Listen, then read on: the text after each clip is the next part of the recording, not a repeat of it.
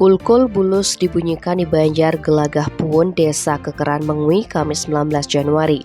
Pasalnya kantor kepala desa Kekeran diamuk si jago merah sekitar pukul 5 WITA.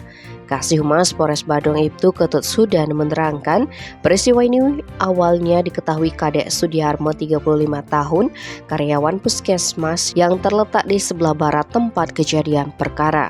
Kala itu saksi yang sedang bersih-bersih di area puskesmas dikagetkan dengan kemunculan api dari kantor kepala desa. Saksi pun menghubungi klien dinas Banjar Gelagah Puun, Inyoman Sutirte 45 tahun.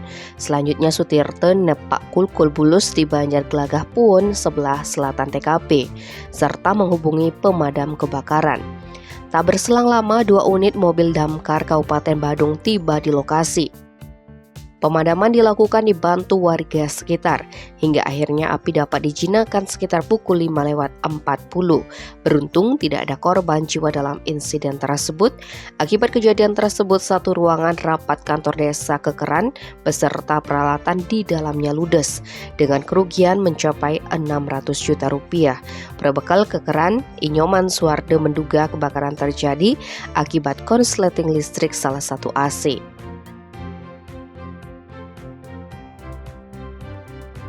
Tim Bali Express melaporkan.